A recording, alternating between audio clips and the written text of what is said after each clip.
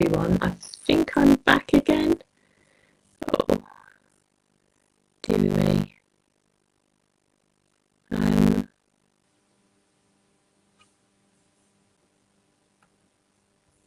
I wonder, can you see me now? Or even hear me? Okay, I'll just wait a few seconds. Because I think I might have lost you all. Oh, we have one person back. Brilliant. For some reason,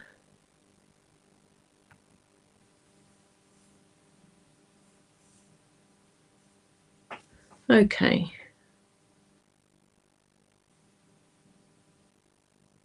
There we are. Oh, we've got a few people coming back to me. Oh, the sound is crackling.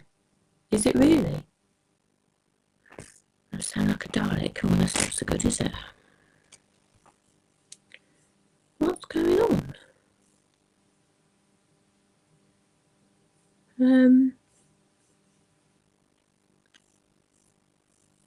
What about if I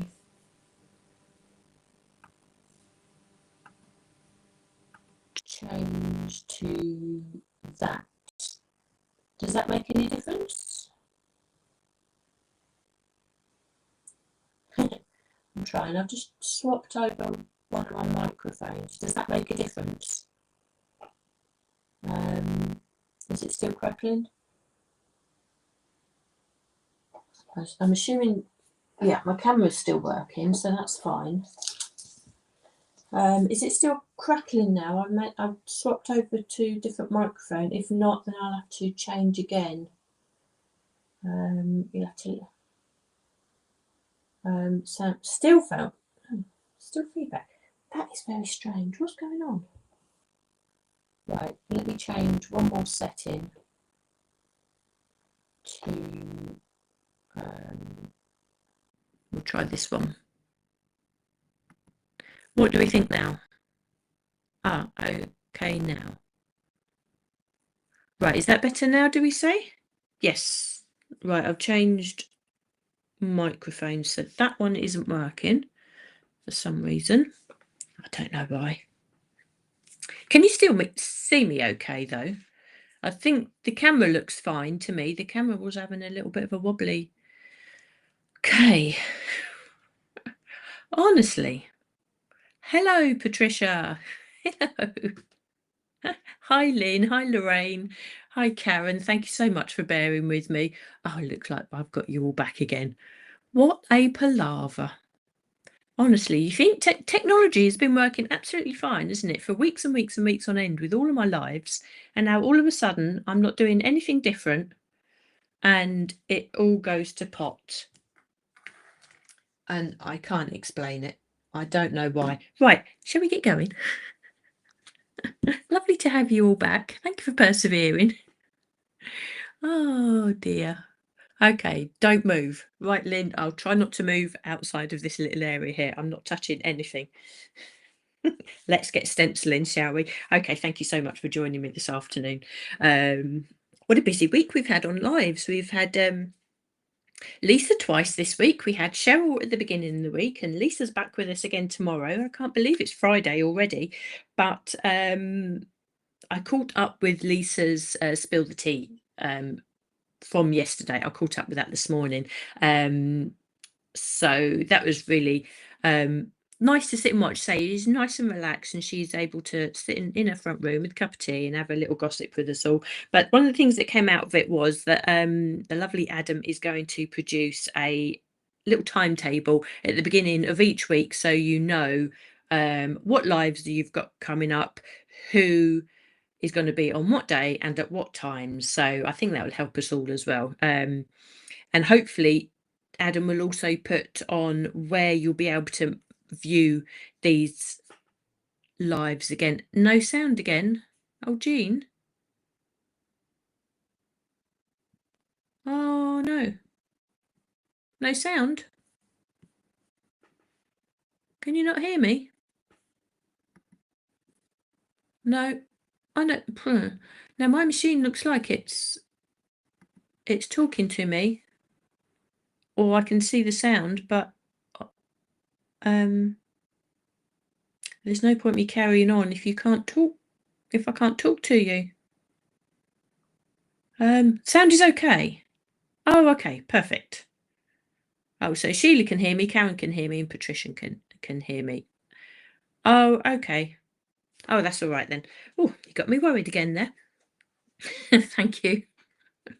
Okie doke. Right. So yeah, hope to say at the beginning of the next week, starting next week, Adam will make a list up for Lisa, and we'll put it on all the socials, and we'll put it onto the Lisa Horton Crafts page, and also probably in this page as well, the Crafted with Lisa Horton. So you'll have a little timetable, so you know who's going live on what day at what time, and it might be an idea as well if they can possibly add where you can watch, because I know that some of the lives, especially the Facebook shopping lives, you can only watch Lisa only on Facebook and not necessarily on YouTube. So if we can clear that up as well, then that would be really useful.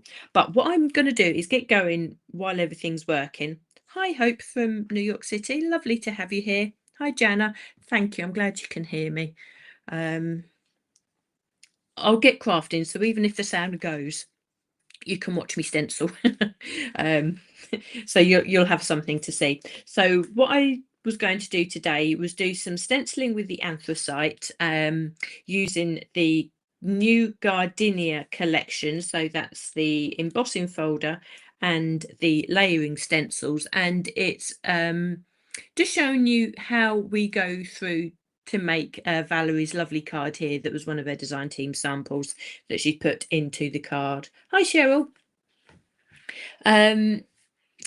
Now, it will be my take on this, because the check background that you can see in the background there that Valerie has used, I don't actually have that stencil. So I've had a little look at the stencils that I do have that is slightly geometric pattern that I can substitute in, and I found this one, the layering geometric. So I think what I might do, I might not use the circle part of this. I don't know. I'll see how it goes.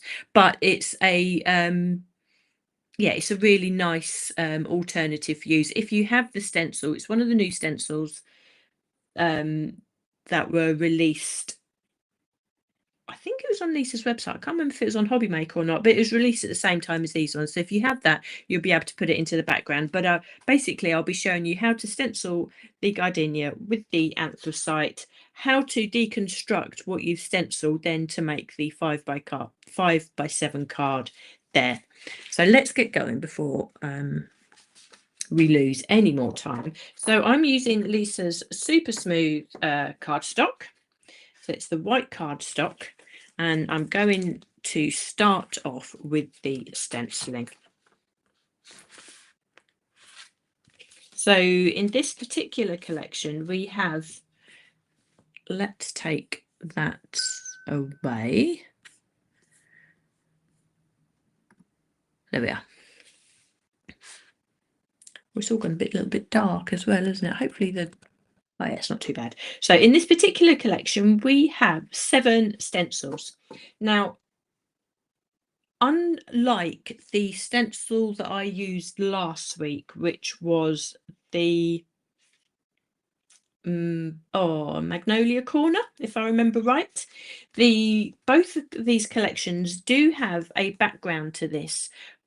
And you can see that on the embossing folder here. We have this wood grain, and in the Magnolia, there we are. I have actually have the card there in the background, and you'll see this is the Magnolia. No, it's not Magnolia, is it? Or is it? Yes, it is. In the background, you have the wood grain. Now, on this one that I'd done last week, we don't have a stencil to colour the background, but in this one, the Gardenia, we do. Now, the background isn't used on Valerie's card, but I will stencil that for you today, just to show you how this comes out. So I shall get going with this. Let's get going. So we have stencil 1, and you can see here that this creates our background. that will then eventually go on to be have the wood grain embossed detail on that as well. And everything is going to be done monochrome, so everything is going to be done in the anthracite today. I'm using my blending brush. Now these are the Wonder brushes. I've got one just for the anthracite here, and before I pick up any ink from the ink pad, I'm just going to see what I have left on the brush and just use that to stencil in the background. Now bear in mind, when you're stenciling, you can always darken the image and add more ink, but you can never take it away. So because we want this to be the background, we just want this to be very faint. We will be embossing it in the background, but we don't want it to overpower all these lovely flower details that is eventually going to get stenciled here. So I'm just using what I have left on my Wonder brush. Now I haven't used my Wonder brush for the anthracite for weeks, and you can still see here that I'm actually getting off enough ink from that brush without having picked up any more. So we don't wash our brushes. If you are sharing brushes with other colors, then we might take them to a microfiber cloth or a piece of scrap paper and just rub them like this to get rid of the ink, but we never wet them and wash them. If you're lucky enough to have a brush for each color way, and I think what I would suggest, actually, I wouldn't normally be quite so bold, but I would suggest keeping brushes purely for the black anthracite, mainly because it is such a dark color.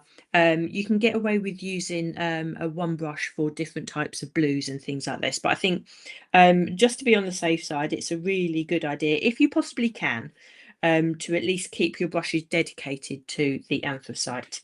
So you can see there that there is enough ink on the brush, although it's been sitting there for a long while without being used, that I can just use that on the background. So now I'm coming into stencil number 2. Now, if you didn't want that background stenciled and you just wanted to keep it white in the same style as I stenciled last week, then obviously you wouldn't use that first stencil. You can just put that to one side without being used. So now we're coming on to our first stencil, which is the flower. So we use very rose-like these, the gardenias. And again, all I'm doing initially, just to lay some colour down, is just using what is on my brush for the anthracite. And you would have noticed I didn't pick up any more ink. And you can see the difference between what I've done here and here.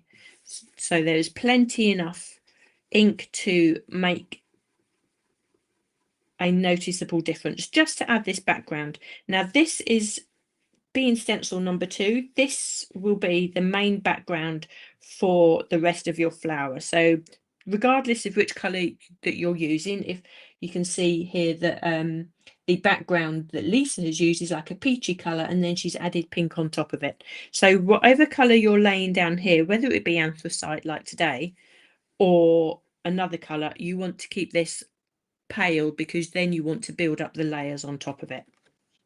So you can see already that just by using what is left on this brush, and it's a very small brush, I've got lots of colour and shading on there already. So stencil number 3, this is the detail for the flower. So this is where we can start introducing different brushes and actually pick up some ink, so we're actually putting some tangible colour onto the flower here to add detail. So I think what I'm going to do, I've got myself 3 brushes here, the actual stencil brushes, and I'm going to start off, this is the smaller of the chunky brushes.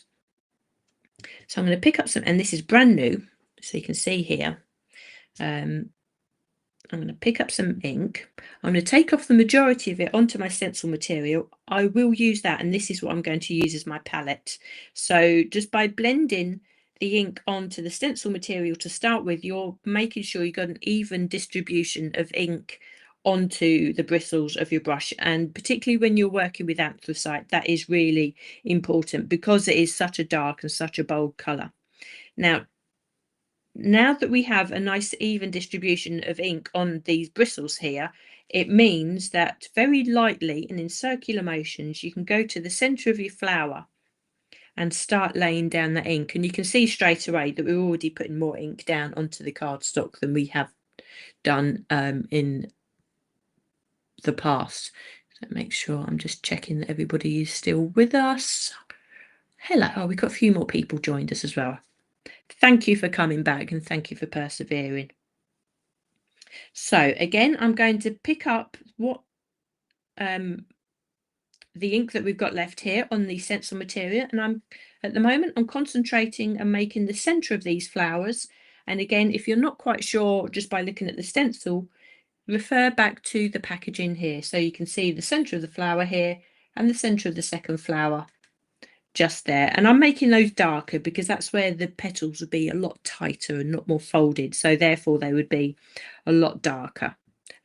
That's my preference. So remember, anything that I'm doing with you today, I'll try and give you sort of different options, and we all have our own different ways of looking at an image and different ways of stenciling and adding colour. So this is sort of my preference. But the centre of the flowers, I think, generally would be darker because that's where the petals are more concentrated.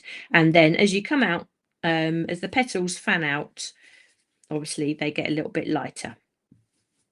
So that's why we've made the centre of those flowers darker.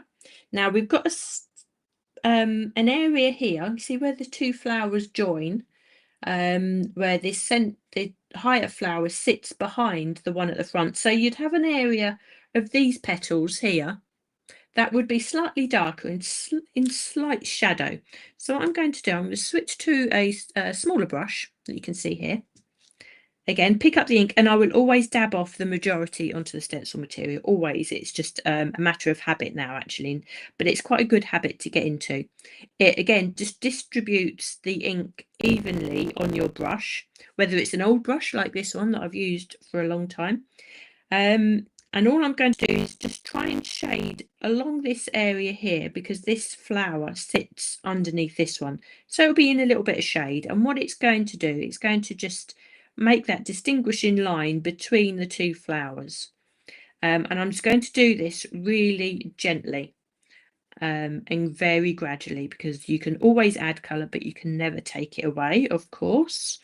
If you do add too much colour, I mean, or you can start again. It is only a piece of card at the other day. Flip it over, and then you can just remember where you've added a little bit too much colour before, and just go perhaps with a little lighter hand and restart again. But everybody stencils differently. Some people have got a heavier hand than others, and that is perfectly fine. That's your style, and then you make your style of stenciling work for you. So again, all I'm doing really is just giving you some options just to get you started. And actually, with the anthracite, even just looking at the screen there, you can see just how much of a blue hue that's got to it. So this really is a clever ink. You'd never guess from the packaging, would you, that this ink would actually come out with this sort of colour. So all I'm doing is each time I'm picking up the ink that's sitting here on my stencil material and just using that as my palette and just working around the outside of the flower initially, just to make those areas darker, and just moving around. And we've got a slightly darker area here, and just stenciling over these areas so we're picking up all of those petal details. Now, if you wanted to create areas just that little bit darker, which I may do just in the centre of that flower, I'm going to go for a smaller brush again, and this is the smallest of the stencil brushes out of all 6 sizes that Lisa has. And I'm just going to go right into the centre there and just make that tiny little bit darker, just right in the centre there. And then I'm going to do exactly the same in the centre of this flower here, where the petals are really tightly packed together. Right. Now, what I'm going to do, again, for the same way that I've added extra ink around the outside of this flower, I'm going to do the same on this one. So build up those extra petal details, I'm using the ink that I've added on the side of my material there, and just add some extra details into these petals here. Now I'm not going to go all over the petal because I want an element of white. When we're doing monochrome like this, I think it's quite important, or personally I think it's quite important to keep quite a lot of white space on your design, because that gives you the light and shade of the image that you're trying to use. But obviously you still want to highlight these design details that Lisa's added to us in the stencils.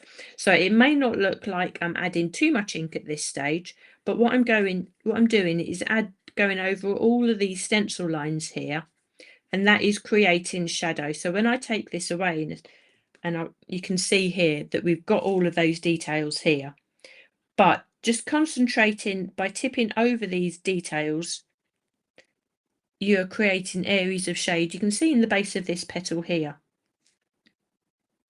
that the base of the petal is a lot darker than what's coming out, but that you can still see all of the sort of the line detail that we've got going on. And you can see on this flower here that because it's sitting behind this one, it's in shade. So that's why that area is that little bit darker.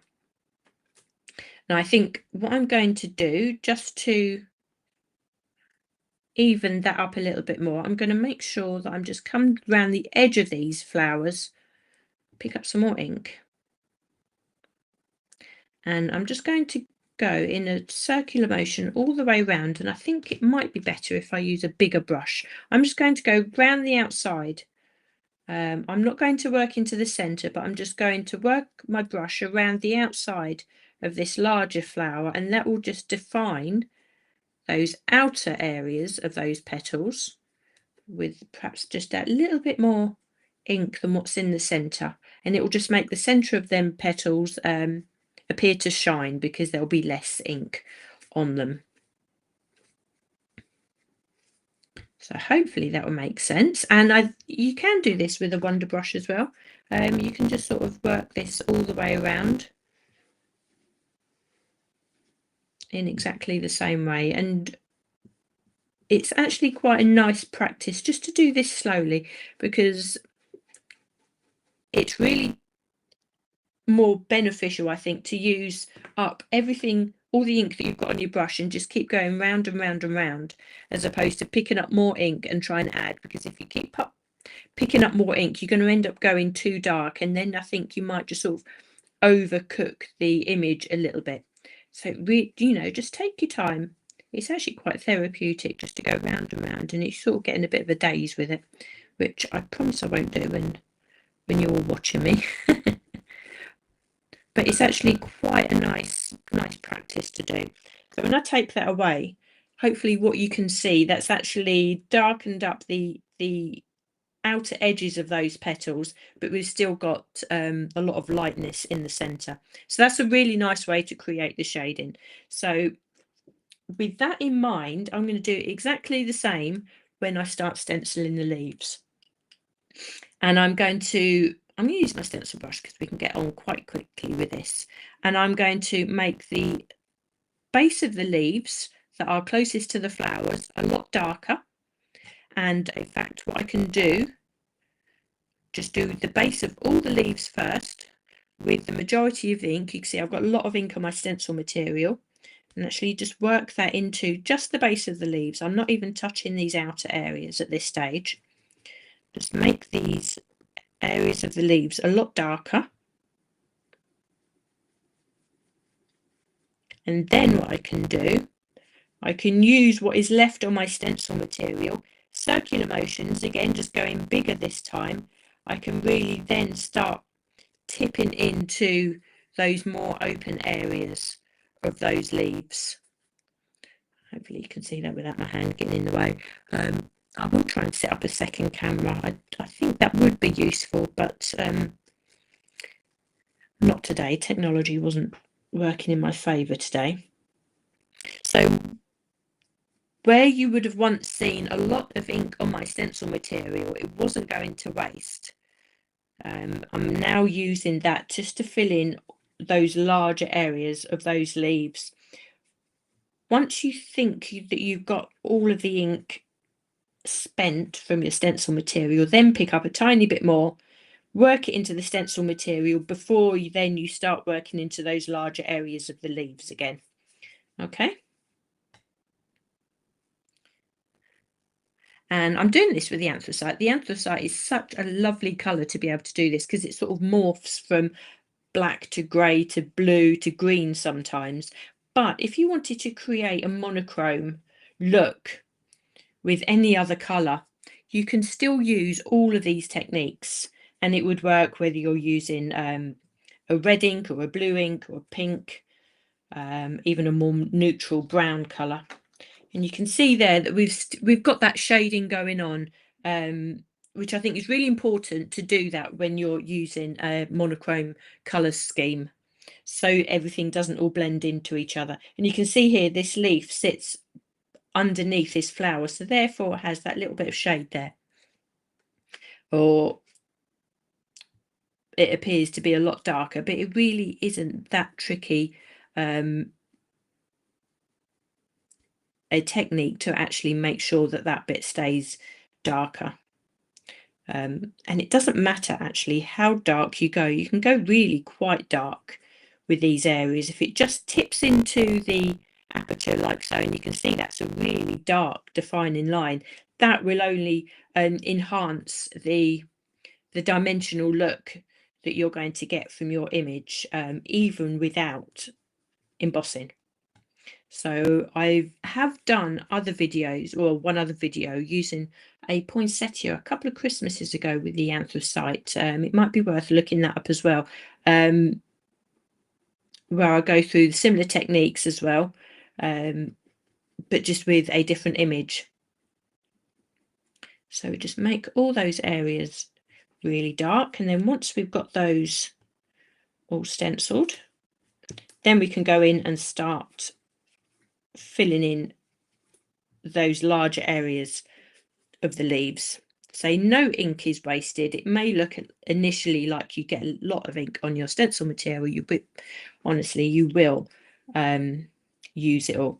Now if at this stage you find that perhaps your stencil brush is too small and you'd prefer, then you can go back to your wonder brush and really mop up all the rest of that ink and just really work that into those leaves like so. Now we've got, with this particular collection, we have two sets of stencils that give you two different layers of leaves, and it might be a nice idea to make one of those layers slightly darker. So therefore I'm creating the open area of these leaves to be slightly darker than I would have done on the previous stencil, and that just gives you again, it adds to that sense of dimension, and that is all that we're doing. So it also means that if you only buy the stencils for this collection or any other collection, you are still creating an element of dimension without then having to use the embossing folder, if that makes sense.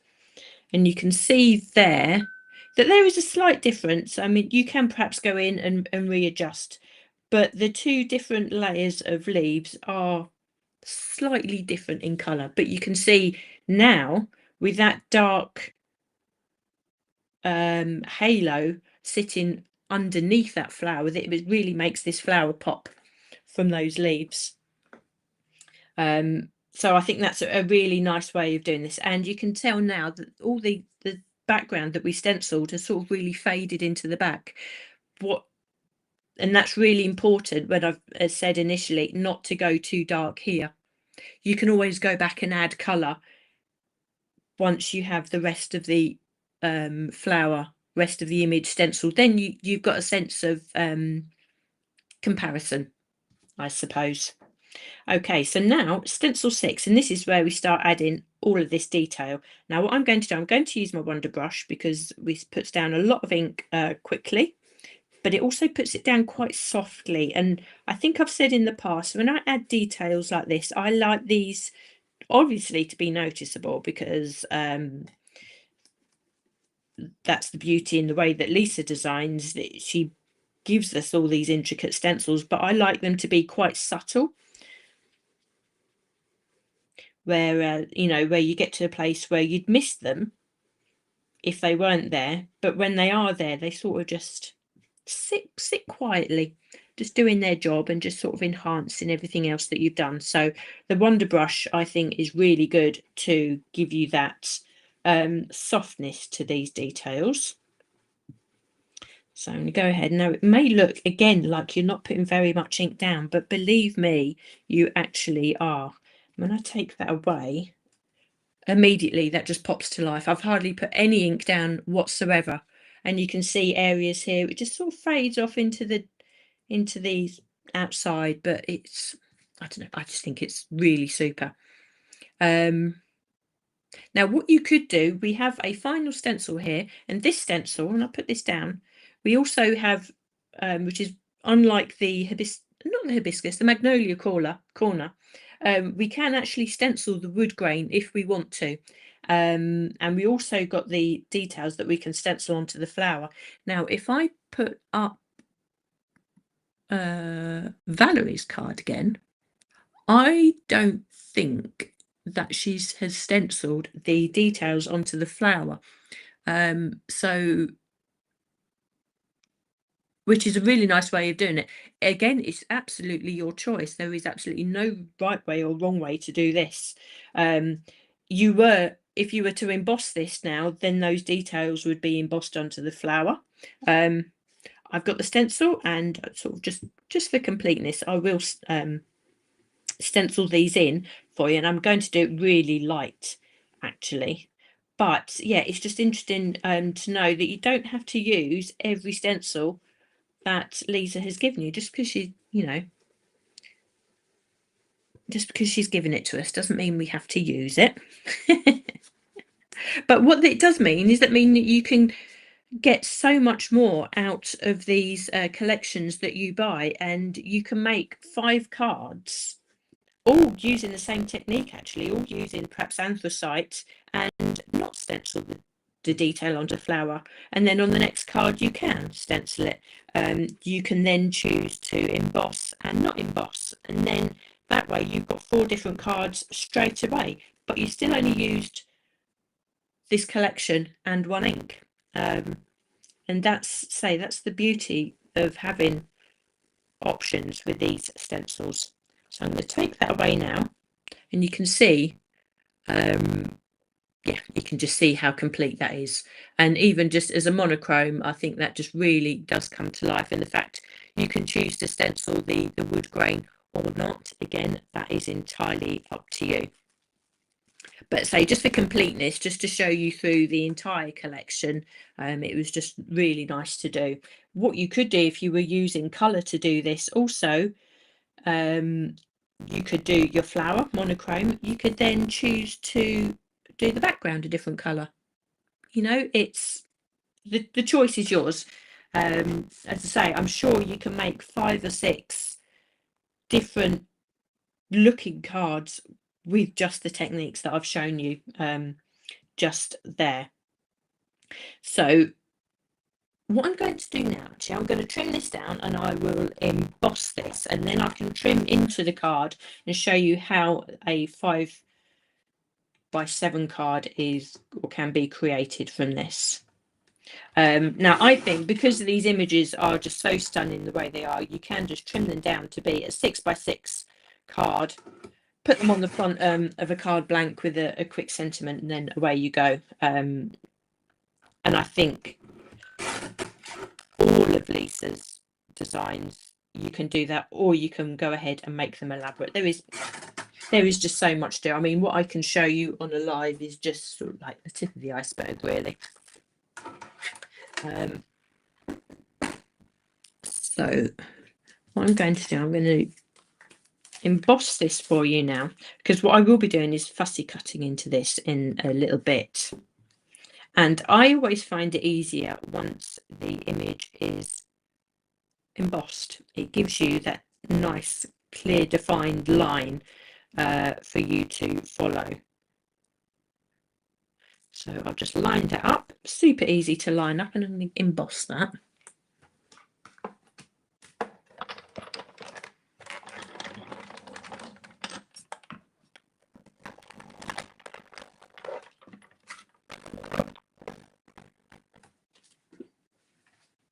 Okay. Now, and what this does, embossing, it really highlights all of those extra lines and those colours. It's just gorgeous. You can tell on the back that it's been embossed. It's really hard to show you actually the dimension on the camera here, but it's amazing, and just how clever the anthracite ink is. It really does look blue like that, but then if you were teaming this, you could easily be like a tealy colour as well. So before I put my Ultimate away, what I'm going to do, I'm just going to prepare the background, because if you remember, Valerie's card was on a checked background, and it was a new stencil, which if anyone of the design team is here, or perhaps you can just let me know what name that was. I can't remember for the life of me. But I've got a 5x7 card, and I've just created a matte and layer that is just a little bit smaller than 5x7 that I'm going to stencil the background onto. Now, any background that you think is suitable for this will work, of course. Obviously, it works with the wood grain, but I am going to use the geometric layering stencil. Now, this is a set of two. We have two stencils, one with this circular design and one with this crisscross design, which when you stencil them together gives this lovely effect here. Now, I haven't decided if I'm going to use just this crisscross design or the circle design as well. So I think what I might do initially, I'm going to just stencil this design first. And I'm just lining up my cardstock underneath, so the design is sort of centered on the card, like so. Yeah, we'll do that. And I'm just going to use the ink that I've got on my brush to start with. I might want to go a little bit darker, I think, but not too much, because obviously we don't want that to overpower the image that we're going to be putting on top of it. So I just picked up a bit more ink, and I'm just going to work from the outside inwards, so I don't end up with too much colour sort of centered in one area on my cardstock. So that's more than enough ink that I've got there, and I can spread that across. And I'll pick up a little bit more and just add this round. Now this is it's one of those stencils that is a brilliant background, but possibly don't use it as often as we should, because we've got so many others and new things coming through all the time. You know, certain things do, I suppose, they get forgotten about, not for any other reason than we've just got so much choice, isn't it? So it's really nice to revisit these things, and then you find that they become your new favorite for a couple of weeks, don't they? Which is nice, because then you get your money's worth out of what you've bought. And I'm pretty sure things don't get used, not because you don't like them, it's generally with the way storage works as well. They sort of get pushed down to the bottom of the pile, which, yeah, it's just nice to revive them, I think. So that's a really nice background there, and I think I'm just going to add this here. That does work quite nicely. It's quite open, but it still gives you that crisscross effect, the diamond effect that Valerie used. And I think what I might do, I might just add these circles just to show you how they look. I'm just going to go really, really light, not picking up any more ink. And if a little bit of, you know, if I can just highlight these circles just slightly, that will be more than enough for me, because I really don't want to go too busy on this background. Yeah, I think that is enough. It's so faint now. I mean, I can see it, and I think actually when I pick up that to the camera there, yeah, you'll see it as well. But again, you can go multicolour with that. You can go dark, or you can reverse, or just use the circles. Again, that is a choice that you can make when you're creating. So we have that now. Now what we want to do is start cutting into our design here to create the 5x7 card. Okay, let's check. Can we all start with me? The blending brushes make your inks look softer and shade. Yeah, they do, Evelyn. Stencil brushes are really good for detail work, and if you want to really concentrate a lot of ink into one place to really build up the colour, like around the outside of the flower, the stencil brushes are perfect for that. You can do the same with these smaller brushes, as blending brushes as well. But there definitely is a place for both. Now I'm just looking for a pair of scissors. I might have to go for my large scissors that I know make you all laugh. Okay, so what I'm going to do, I'm just going to bring up Valerie's card again. There we are. So we can see how she's actually worked that. Now it's entirely up to you how you cut these the designs yourself to actually make the best of this. But what I want to do is to separate the two flowers. So I need to come in through here, down this leaf here, around the edge of this flower, and then around these leaves here, and this will actually separate that design into two. Now, as I say, I find it a lot easier to do once you've embossed that image, because it gives you the cut lines basically, particularly on these designs where we don't have a die. But don't let that put you off by cutting into these, because once you find that line and you know where you're going with it, as I say, it's actually quite straightforward, and the embossed lines will give you the line to follow. Now, in doing this, and it's the reason why I like the large scissors. I'm not the best fussy cutter in the world, but when you're cutting something like this, I always find it's easier to keep your scissors in one position.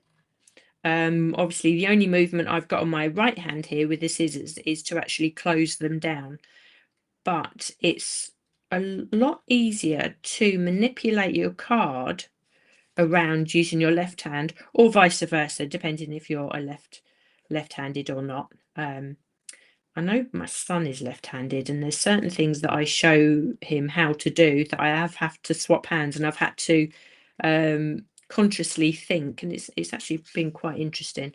So I'm nowhere near ambidextrous, but there have been times, you know, certain things I can do the other way around. So there we are. We now have our design cut into two pieces. Now, just to finish this one off here, I'm just going to cut around those outside leaves. Now, if you were to make this card, you can see now why you wouldn't necessarily need to stencil the wood grain into the background there, because you are cutting that away. So let's just get around and do that. Now, the advantage, as I say, of using these large scissors is that I don't need to make lots of little snips. I've got the length of that blade to actually get a nice continuous cut, which makes my cuts in particular a lot smoother. As I say, if you're a pro fussy cutter, then smaller scissors, you would probably get exactly the same, but I find it a lot easier with the larger scissors. So this is all that we're not using from that image that we've stenciled. And we have our two pieces that we can now add and position onto our card base. There's a couple of ways we can do this. Now you can see here that I didn't stencil the top of this. It's because I knew that I'd be able to add this flower at the top and it would cover that. So I didn't need to worry about pattern matching this larger area. There's no point sort of adding or making extra work for yourself, I don't think. So we know that that can go there. Now I'm going to, am I going to use that corner? How am I going to do that? I think, do you know what I'm going to do with this? And I'm going to go with my smaller scissors now. I'm going to cut around the top of this flower, and that is going to make that just sit better in this corner for me and get away from that straight edge at the top there. Now I will use smaller scissors because I've got them here.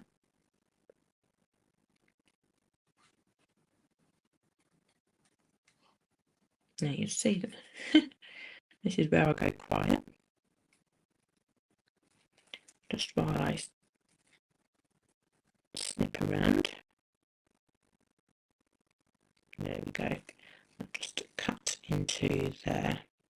So we've still got that leaf intact. We've still got around the top of that designed flower. We can have that sitting there like so. Now I think what I might do, doesn't quite fit the my layer at the moment, but what I'm going to do, I'm actually going to stick these on first, and then I'm going to cut them down 2 sides. And that way I know that everything will fit. So we want to make sure that this top corner here sits against the corner, or sits against the straight line of this light layer here, to make this embellishment look seamless. And I'm do a similar thing with this top part of the embellishment.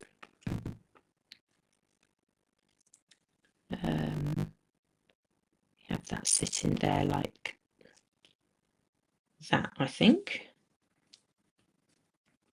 Now this is exactly how I would create myself. We all have our own ways of working in this sort of way, creating cards like this, but this is the way that I would find it the easiest way. Now once I've turned this over, you can see the outline of the 5x7 that we need, and that our embellishments are actually tipping over the edge, so we just need to trim them down. Now you can use scissors, you can use a craft knife and steel ruler, or you can use a trimmer. We're all going to have our own preferences and the things that we get on best with. So I can use a trimmer and just use my matten layer that I've already created as my guide.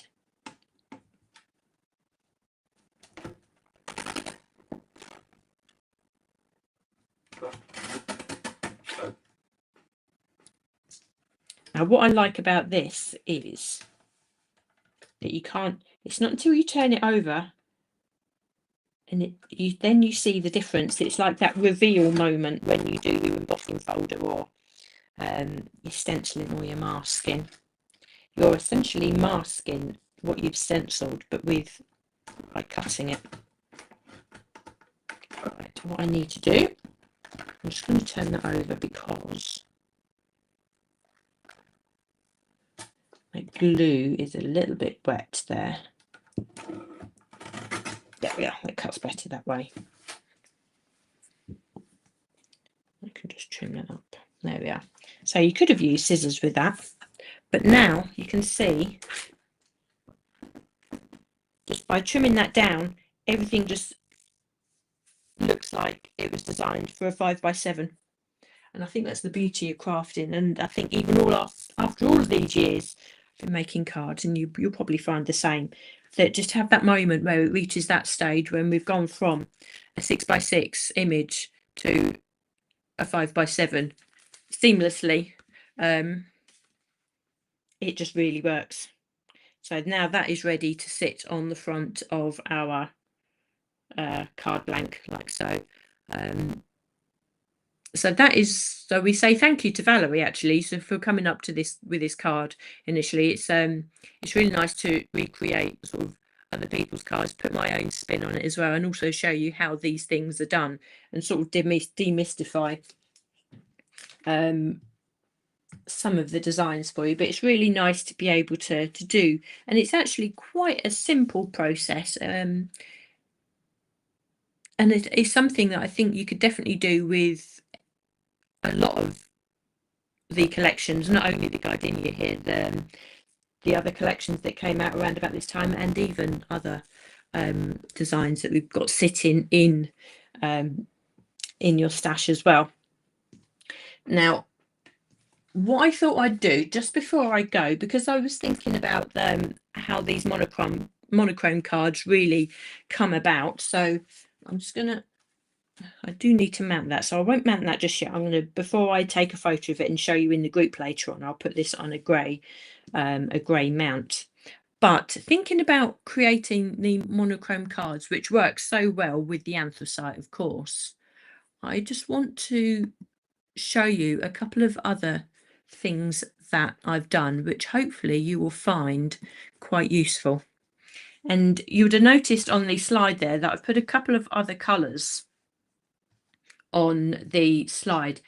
What I've done, I've taken all the greys and all the inks ranging into the dark blues, and I've stenciled them all out for you with this image, just to show you that you can actually use other colours to create these monochrome effects. So obviously I've just done this one with the anthracite. Let's get myself organised, and I shall leave that there. Now what I have done, which I think it's really useful, and I think I might actually do this for all the different colourways eventually. You can also create the monochrome with other colours. I mean, you can create monochrome with any colour, any single colour, of course. But I thought it would be really useful to use all the greys, or the colours that are perceived as grey in the collection.